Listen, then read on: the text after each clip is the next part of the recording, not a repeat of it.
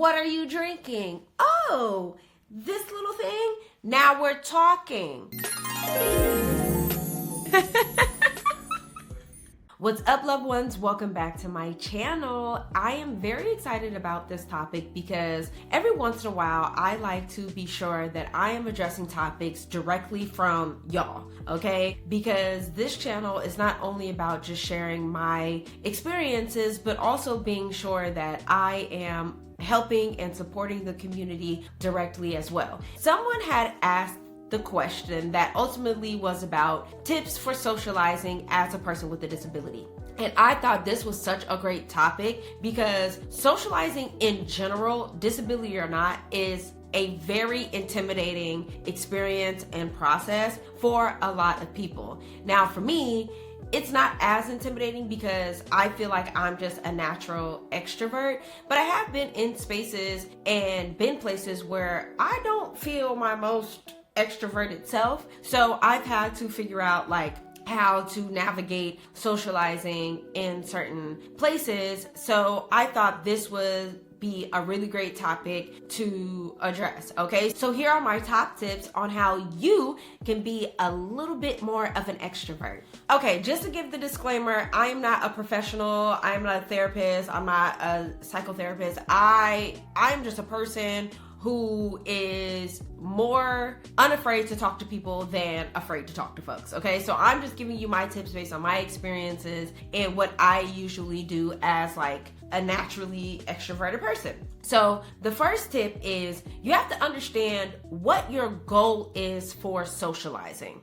And this is important because what you want your goal to be while socializing determines your plan and your execution on how to socialize in any given space. So for example, if you are more comfortable in just generalized spaces and having fun and talking to folks, but you're more intimidated to talk to someone that you might want to get to know from a dating perspective, that's a different plan of action. Or maybe you could talk to any man or woman, whatever your preference is, when you want to date them, but you're maybe not the best at making friends. Or maybe you've moved to a new city and you're trying to build up your career network and connect with people on a business level, but you're not quite sure how to do so. Or maybe you're just in general hey, I'm tired of being the shy person in the corner and I want to be the life of the party and I just need help with that. That's also a separate goal. Those are all different examples on how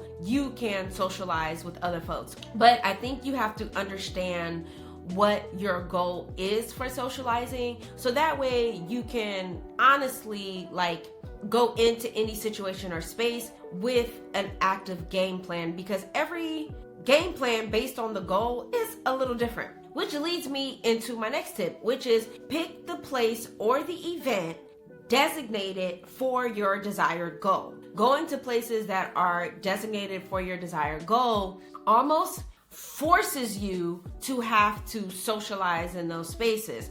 For instance, if you are trying to learn how to better network within your career field, going to a place or an event that is dedicated to your industry and learning to socialize with people there is going to be very important because everybody is there for the same reason and for the same goal. So everyone wants to socialize with each other about the thing that you want to learn how to be better at being social at. So you're going to make friends who are in your career fields. You may meet someone you can date that's in your career field. Who knows? But because everyone is on the same wavelength and on the same energy and path, that's going to be much easier for you to be able to socialize and say and do the right things to get people's attention to then achieve your desired goal. Because once you master that in the space where the energy that you want to have happen is cultivated, then you can apply it any and everywhere you go, because at the end of the day, you've built your confidence in this area. So now you can showcase it no matter what place you end up being at. So that segues into my next point. You're going to have to practice some talking points or some conversation starters. So for instance, if you are doing this with dating, one of my things that I've always used to start a conversation is give the person a compliment. Tell them why you're attracted to them.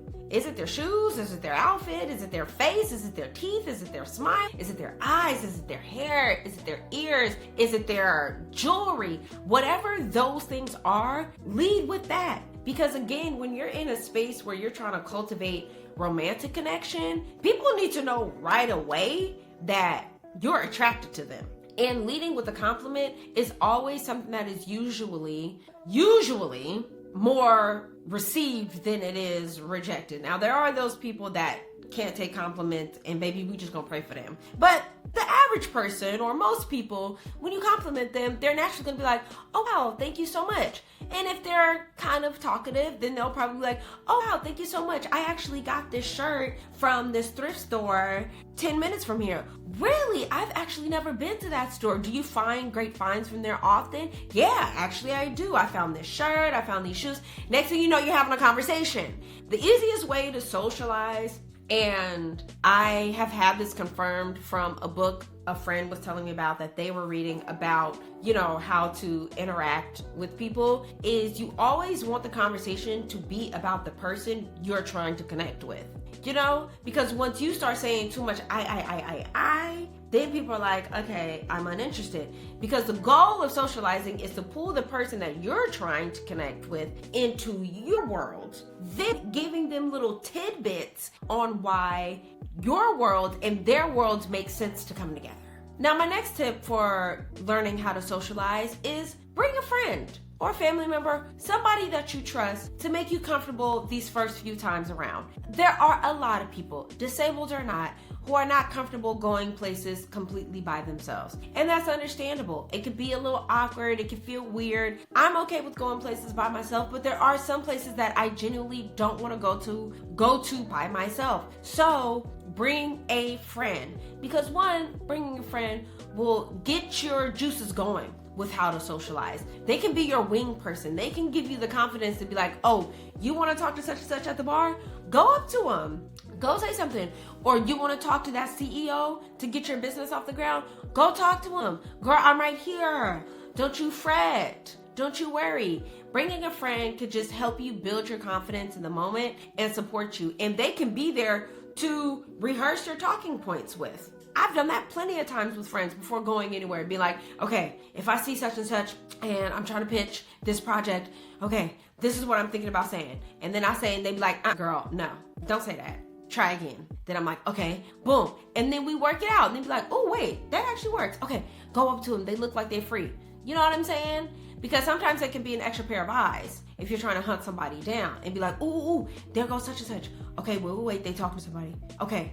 Girl, don't look. So then you can't look, but your friend gonna look for you. And then when your friend give you the green light, then it's like, all right, go. Then you bounce. You see what I'm saying? They're your teammate in the moment. So bring a friend. It just makes socializing a lot simpler. One of the things when you are learning to socialize that I find to be a tip is don't expect rejection, but if it happens, that's still okay, because everyone has the right and the autonomy to not speak to someone just because someone is speaking to them. And that's the reality. Now, do people have to be rude about it? No. But if that's how some people communicate, baby, that's the risk we all take. So you have to go into socializing not expecting the rejection, because if you go into it expecting the rejection, is the reason why you'll forever stay in that corner as a shy person, never talking to anybody, and then thinking that the world is going to revolve around you and that magically so many people are going to come up and talk to you. No, that's not usually how it works. So you can't go into it expecting it, because you're already going in with a defeated mindset. But you have to know that if you start to realize that that person is only giving you one-word answers, and they're giving you the fake smile like, thanks, or they're trying to hurry up and rush away from you, let that happen. It's okay if that happens. All right? You don't have to feel no type of way about it. You don't have to let it bruise your ego too bad. You don't have to feel deflated. You don't have to feel so rejected that you never want to try again. Just know, hey, it's part of the process. It's part of socializing. And that's the risk that we all take. no matter what it is, whether it's even trying to start a conversation with a family member sometimes, or trying to have a hard conversation with a loved one. Rejection is all part of the process, and it's okay if it happens, all right? I just don't want you to feel like if you get rejected, or the whole reason you're not socializing is because you're afraid of rejection, well then baby, you gonna be living in that fear for a long time, because that's usually something that you can't avoid, but you can better your chances of not getting rejected if you take in some of these tips that I'm giving you in this video. I'm just be honest. Okay, so another tip for socializing, specifically if you are a person with a disability, is we have to recognize that just because we have a disability does not mean people don't want to socialize with us. We have to get that out of our heads. We have to recognize that we are people first. And because we are people first, we should be able to socialize and feel confident socializing with other people as well, and knowing that people want to socialize with us back. Because more likely than not, people are going to talk to us back. And we can't just assume that just because we have a disability, nobody wants to talk to us, yet we want people to talk to us if we talk to them. You see what I'm saying? So we have to stop internalizing that. We have to let that go. And it is a practice. It is an everyday practice. When I go into a space and I'm socializing and I'm chopping it up with the people and I'm having fun and I'm giggling and laughing, disability or not, it don't matter. If anything, that becomes the next point of conversation where people become interested, like, oh, okay. Oh, girl, what's tea on you? And I'm like, girl, let's talk about it. You know what I mean? So don't be so afraid. So my next tip is, when you are going to a place or an event dedicated to your desired goal of why you are socializing, show up as your best self. I know this may seem vain, and I know this may seem very like ego-esque or may feel very shallow, but it's the truth, y'all. We live in a society that if you are not showing up as your best, flyest, cleanest self, you're more likely to get rejected before you even get an opportunity to say something to somebody. So when I say show up as your best self, what I mean is put on an outfit that's flattering. Put on something that is flattering to your body, represents your style, represents who you are, and really put on a nice outfit. Does that mean you have to wear designer clothes or top? Absolutely not. This top, I'm realizing it's my first time wearing it. I got this for $4 at a thrift store. But because of the color, it's complementing my skin. I did my makeup to complement the top. It's V-neck, so it's giving me a little, you know what I mean? A little bit of sexy without being too revealing. You feel me? The pieces and the outfits that work for you. And I will be creating a video on how to dress yourself based on Stephanie Thomas's styling system. So y'all are gonna wanna look out for that video coming in the near future. But I have tagged some past videos of us working together, so make sure you look at those videos as well. Make sure your shoes are clean, or at least decent. If you in with rundown shoes, baby, what are you doing? Make sure your breath is on point. You cannot cover your body odor with perfume and cologne. You must shower. You must bathe. And if you don't have enough time to take a full-blown shower or bathe, hit the hot spots in the sink. You must do this before going out and trying to call yourself socializing. If you ain't got enough time to brush your teeth, rinse your mouth out with hydrogen peroxide or some mouthwash, baby, and get out the damn door. There's no excuse. I'm sorry, get you a Listerine strip, Altoids, something. Or if you ain't got access to that, as soon as you arrive to the event, eat something, drink something. So at least if your breath smell like onions, you can make the excuse, oh my God, I just ate those appetizers. Girl, they were so good, but they got my breath stinking. Now you started a conversation. Something that everybody can relate to because everybody is there. You see what I'm saying? Immediately go to the bar and get something to drink, okay? Get a refreshment to hide the smell if that's the best that you can do. But be clean. Have your hair done as best as possible. If your hair is not fresh, put on a dope hat and a ponytail, okay? Brush your hair back. Do something. If you ain't got a fresh haircut, I don't know what to say because it's really hard to hide a not so fresh haircut. But you can put on a beanie. You can still put on a hat. But if you know you're going to a place to socialize where you're trying to connect with people, these things on showing up as your best self, you gotta prepare for the event. If you know you're going to an event on Thursday to socialize, I don't care what the goal is, then make your haircut appointment on Wednesday or Thursday morning or early afternoon, depending on what time the event is. Okay, pick your outfit a couple of days ahead of time. Okay, if you ain't got no perfume, if you don't have access to perfume is too expensive, get you a good body spray. Get you some body oils. Body oils themselves are way better and have lasting power than perfume anyway. There are ways to do this. And if you want help with these things, then leave a comment below and let me know. And I'll be sure that I do like a whole how to dress yourself on a budget. Matter of fact, I need to do that just in general. Let me do that. I'll actually do that as a video as well. So if you want that as a video, go ahead, thumbs up this video right now and let me know, and leave a comment and let me know that that's a video that you're looking forward to.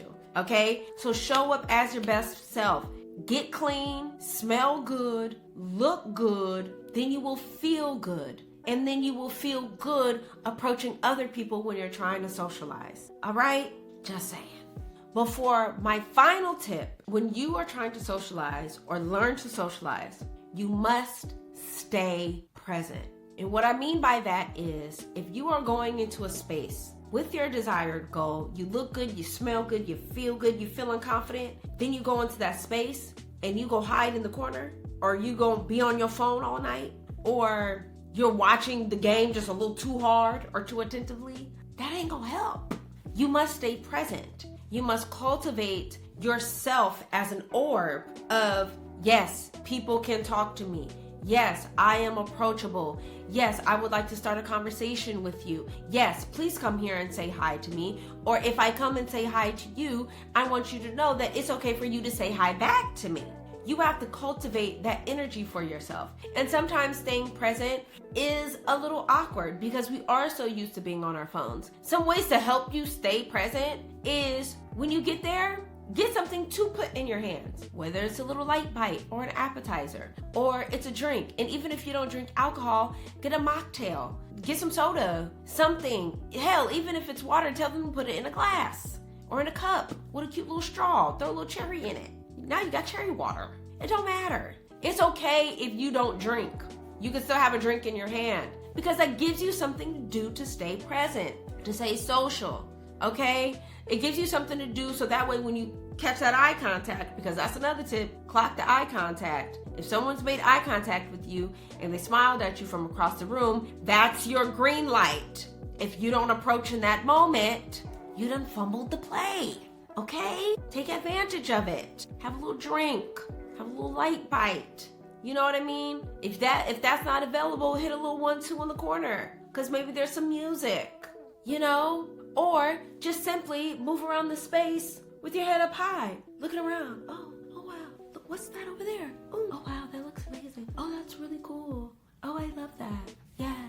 You know what I mean? Be present. Be aware. And I promise you, people will socialize with you and you'll feel more confident socializing with others. Okay? Now, socializing as a person with a disability, especially if you use a device, the challenge that can be hard is navigating the space.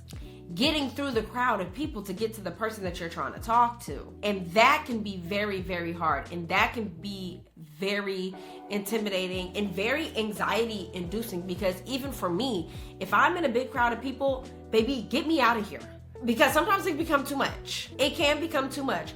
But the tip that you can, if you are in a space that's really crowded and you want to socialize, is pick a spot where you feel the most comfortable being and stay there. But apply all of the other tips where you're off of your phone, you got a cute little drink in your hand, you're eating something, you're laughing, you're smiling, you're looking around, you're talking to the people that are immediately next to you, you're chopping it up with them. You know what I mean? Those are usually the things that will then bring the people to you. And I've had that happen before where I was somewhere by myself, drinking a cute little drink, and I'm dressed up, I'm looking good, I'm smelling good, I'm feeling good, I'm just that bitch in that moment, and I'm drinking my little drink, and I'm chilling and I'm like just vibing to the music just by myself, and I'm very much so like this, and then out the blue, here comes a man. Hey, what are you drinking? Oh, this little thing? Now we're talking.